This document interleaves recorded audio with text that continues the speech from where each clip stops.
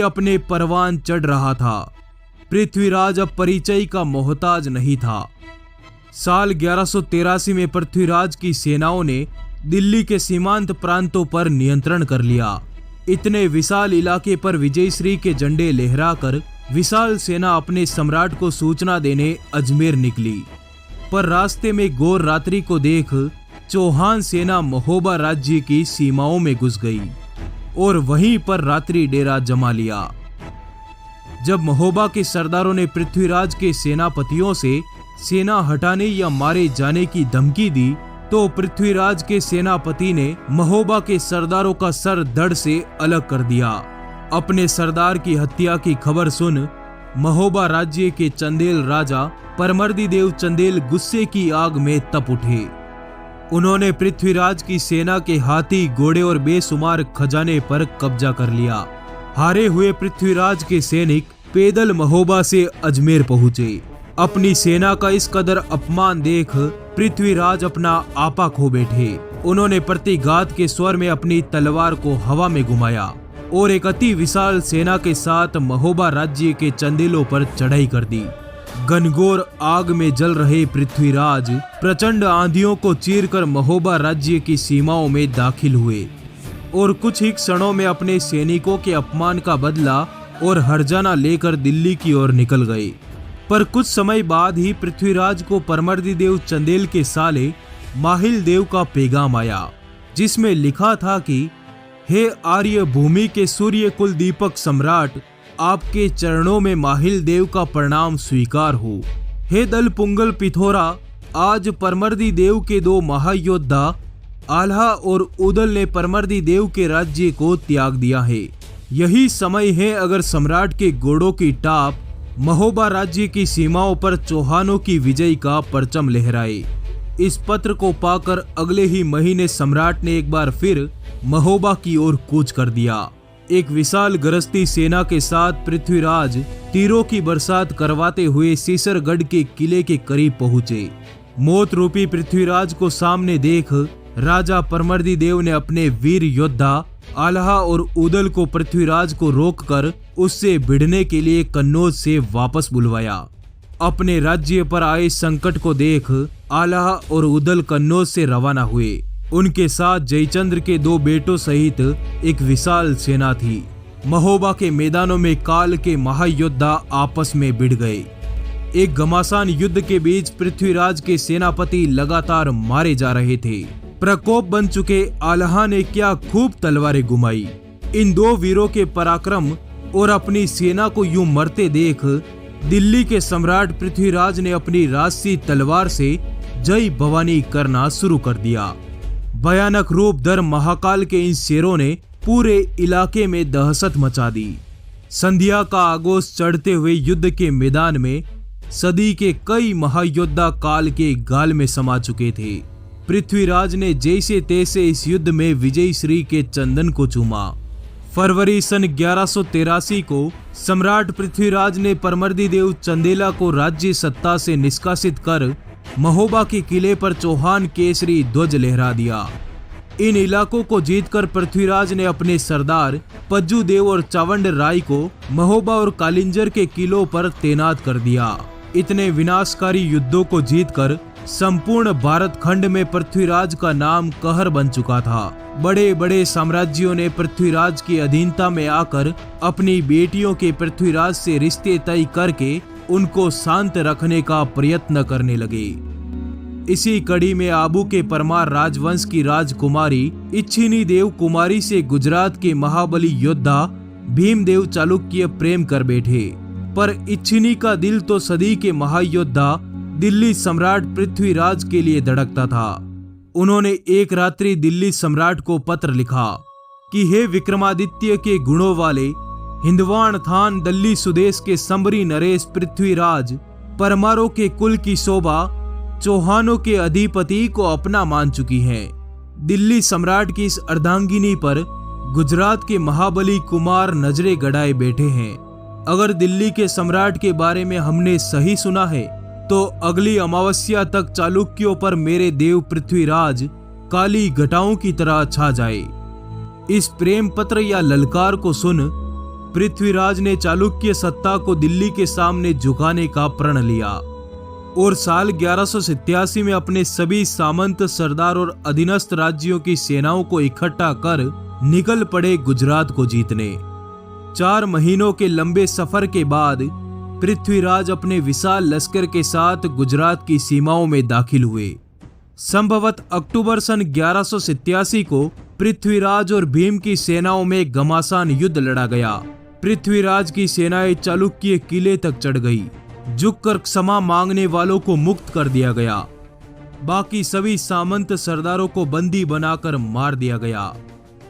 इस युद्ध में संभवत पृथ्वीराज ने भीमदेव को आबू के पास लाकर मार डाला। पर कुछ का कहना है कि पृथ्वीराज की विशाल सेना जब चालुक्यों के किलों पर चढ़ गई तब भीम ने पृथ्वीराज से संधि कर उनकी सत्ता को स्वीकार कर लिया। इस युद्ध में विजयश्री के बाद पृथ्वीराज आबू पहुंचे और इच्छिनी देवी से शादी कर उसे अपने साथ दिल्ली ले गई। पृथ्वीराज की कीर्ति अब चारों ओर गूंजने लगी थी। पृथ्वीराज के नेतृत्व में दिल्ली अपने स्वर्ण काल में चल रही थी। तभी कन्नौज के राजा जयचंद ने खुद को भारत का सबसे महान योद्धा और एक ताकतवर राजा साबित करने के लिए राजसूय यज्ञ का आयोजन करवाया। पृथ्वीराज सहित समस्त भारत के राजाओं को आमंत्रण भेजे गए। यज्ञ के दिन सभी राजा आए, पर पृथ्वीराज नहीं आए क्योंकि वो तो खुद वर्तमान भारत के सबसे बलवान योद्धा थे और इस यज्ञ के बाद जयचंद की अब खैर नहीं थी। यज्ञ की समाप्ति के तुरंत बाद सम्राट ने कन्नौज राज्य पर हमला कर दिया। जयचंद पृथ्वीराज की सेनाओं से मुकाबला नहीं कर पाए और पृथ्वीराज ने आगे बढ़कर गंगा और दोआब की घाटियों तक के इलाके को जीत लिया। इस युद्ध के बाद सम्राट पृथ्वीराज स्वतः ही भारत के सबसे महान योद्धा सिद्ध हो गए क्योंकि आज उन्होंने राजसूय यज्ञ को संपन्न करवाने वाले राजा जयचंद्र को हरा दिया था। पृथ्वीराज जैसे महाबली योद्धा के किस्सों को सुन सुनकर जयचंद्र की बेटी संयोगिता बड़ी हुई और आज जिस तरह से पृथ्वीराज ने उनके पिताजी का अभिमान चूर्ण कर दिया, जिसके बाद तो संयोगिता पृथ्वीराज की दीवानी हो गई। इधर संयोगिता के रूप के चर्चे संपूर्ण भारत में फैले थे, जिसके बारे में सम्राट भी कई बार सुन और देख चुके थे। कहीं न कहीं पृथ्वीराज भी संयोगिता से प्रेम करते थे, पर इस समय भारत की स्थितियां बदलने लगी। अफगानिस्तान का शासक मोहम्मद गोरी लूट और शासन के मंसूबों के साथ हिंद के ताज दिल्ली की तरफ बढ़ रहा था। सम्राट पृथ्वीराज से 16 बार युद्ध में हारने और दया की भीख मांगने के बाद भी गोरी ने 17वीं बार दिल्ली पर चढ़ाई कर दी। साल 1175 ईस्वी तक गौर के शासक मोहम्मद गोरी ने सिंधु की धाराओं को पार कर मुल्तान तक कब्जा कर लिया था। साल 1190 में गोरी अपने विशाल लश्कर के साथ आगे बढ़ा और पेशावर सिंध तथा पंजाब के इलाकों पर भी अधिकार कर लिया, जबकि ये इलाके पृथ्वीराज के अधीनस्थ राज्य थे। गोरी की जीत की भूख बढ़ती जा रही थी। उसने आगे बढ़कर भटिंडा के किले पर आक्रमण कर दिया। गोरी के इन बढ़ते कदमों को रोकने के लिए पृथ्वीराज ने एक अति विशाल सेना को संगठित किया। उन्होंने हिंद की रक्षा के लिए अपने अधीनस्थ और गैर अधीनस्थ राज्यों सहित लगभग 3 लाख लड़ाकुओं की एक विशाल फौज तैयार कर ली। साल 1191 में तराइन के मैदानों में काल के महाविनाशी युद्ध का आगाज हुआ। तेज रेतीली हवाओं के बीच दोनों सेनाओं के हरावल दस्ते आपस में भिड़ गए और लगातार धावों के साथ सम्राट की सेना दुश्मन सेना में घुल गई। फिर शुरू हुआ हिंदवी तलवारों का खेल। कुछ ही समय में दुश्मन की रक्त रंजित सेना ने दम तोड़ना शुरू कर दिया। तभी सम्राट पृथ्वीराज चौहान ने युद्ध भूमि में प्रवेश किया। उनकी लहराती तलवारों के समक्ष शत्रु खेमे में दहशत का माहौल फैल गया। गोरी समझ चुका था कि ये तो बड़ा पंगा हो गया। सम्राट की इतनी संगठित सेना के सामने गोरी की दुगुनी सेना भी पीछे खिसकने लगी।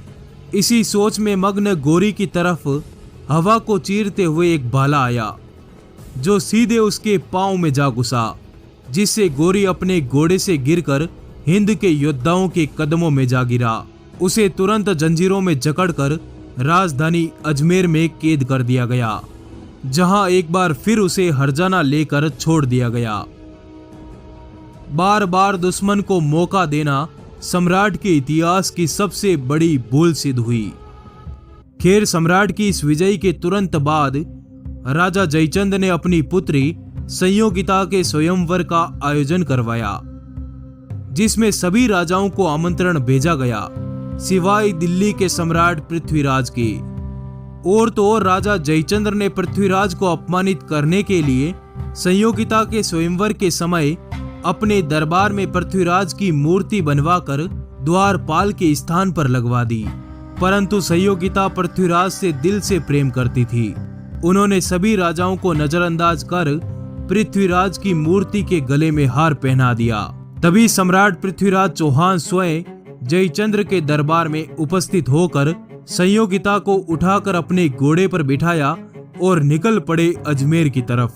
कन्नौज से जाते समय सम्राट को कई राजाओं की सेनाओं ने रोका, परंतु सम्राट सभी को खदेड़कर अजमेर की तरफ बढ़ते चले गए। संयोगिता से विवाह के बाद तो सम्राट ने राजकाज, युद्ध और साम्राज्य विस्तार सब कुछ मानो त्याग ही दिया। वे तो अब प्रेम के रंग में रंग चुके थे। इसी मौके के इंतजार में बैठे गौरी ने साल 1192 में एक बार फिर दिल्ली की ओर बढ़ना शुरू कर दिया।